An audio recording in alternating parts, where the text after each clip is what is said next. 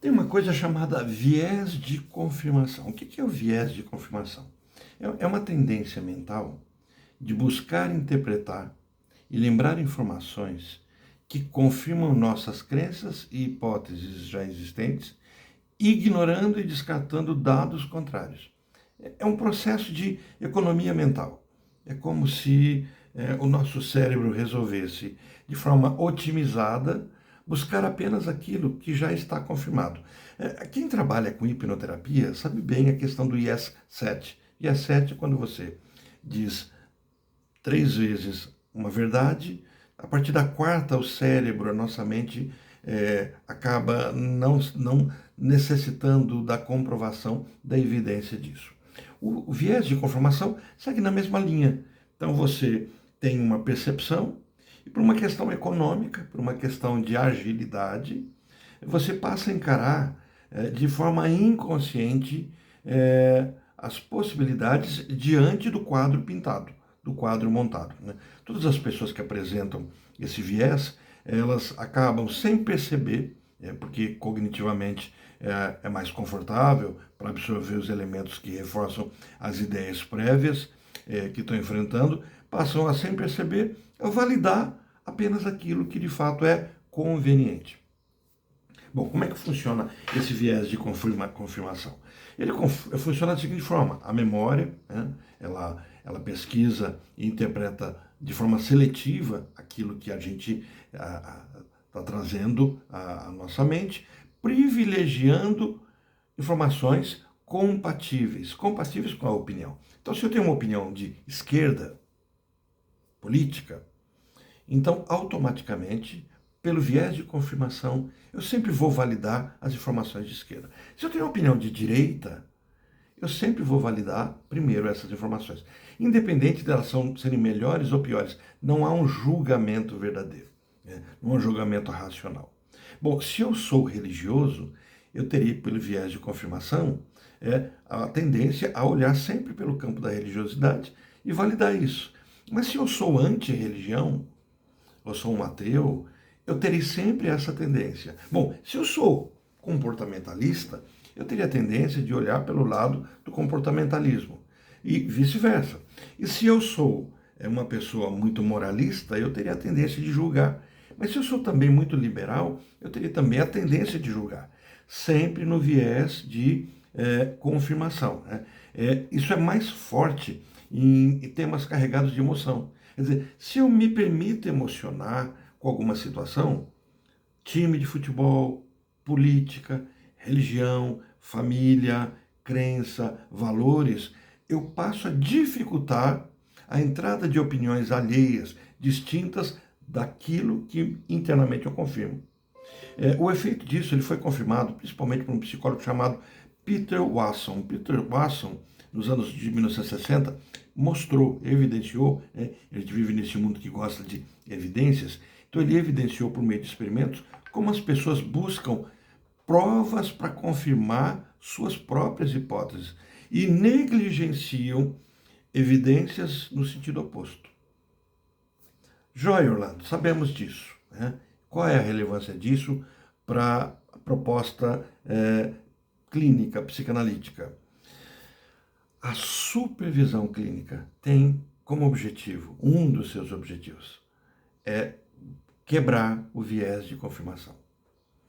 Quando eu apresento um caso para os meus pares, para os meus colegas, eles não estão sob o mesmo viés de confirmação meu. Então, automaticamente, eles estarão mais livres para serem críticos. Aqueles que não gostam muito de apresentar os seus casos em supervisão, porque não têm costume, porque acham irrelevante, porque não têm uma boa formação psicanalítica, ou porque são, de forma muito narcisista, independentes, né? E eu estou cutucando, brincando e ao mesmo tempo provocando, né? Porque alguém que se coloca nesse lugar, não vou apresentar estudos de caso, porque não preciso que o meu colega me ajude, isso é uma forma narcísica, né? Tem que ser elaborado no divã com o próprio analista. Mas assim, quando você apresenta um caso para a supervisão, automaticamente você está imbuído, envolvido, mergulhado por um processo de contra-transferência. Orlando, mas a gente tem que evitar a contra-transferência. Deveria, em tese, sermos assépticos, neutros. Mas a grande questão neutralidade não existe. Nós estamos mergulhados numa história, sempre, sempre.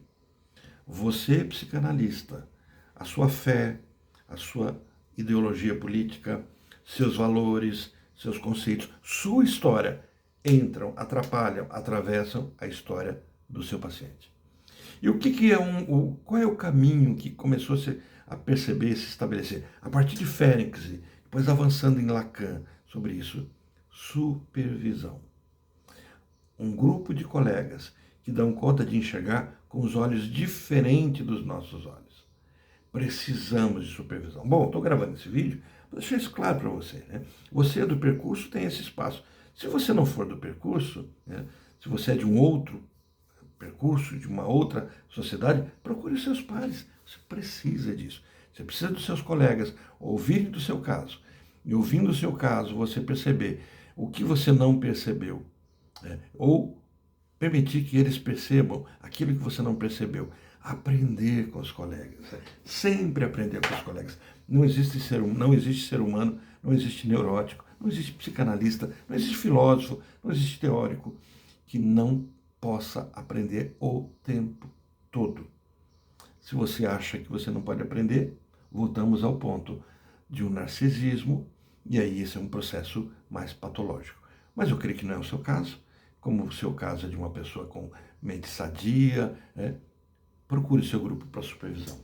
Orlando, eu não tenho tempo nos horários que a minha sociedade, meu grupo, o percurso tem. Procure um colega, procure colegas, se articule com eles, se junte com eles, tenha um grupo de supervisão. É a única forma de nós lidarmos com esse viés de confirmação que acontece o tempo todo. A psicanálise já percebia isso. A gente vê aqui o Peter Watson trabalhando isso em 1960. Freud já falava disso, Ferenczi já falava disso, Lacan já falava disso. Então, na prática, alguém pode lembrar apenas das experiências que reforçam a sua visão de mundo. O Instagram, o TikTok, o YouTube já descobriu isso há muito tempo. Né? Nós temos o algoritmo ali. Então, automaticamente, aquilo que eu gosto, aquilo que eu mais continuo vendo. Isso é natural, isso é normal. Isso não é do século XXI. Isso é do humano. Reforçamos a nossa visão, descartando reflexivamente fatos que nos desafiam. Cômodo, né? Isso pode causar o quê? Polarização das nossas atitudes. Né? Quando num debate, o outro sempre será o extremo. O outro sempre extremo. Percebe a nossa sociedade polarizada? Claro que ela é polarizada. Ela precisa, nós não somos unívocos, nem dentro de nós. Pensem bem nisso. Né? Esse viés influencia desde decisões cotidianas, do dia a dia, até interpretações nos ambientes científicos, organizações de trabalho, clínicas, e prejudica tanto a racionalidade quanto a objetividade.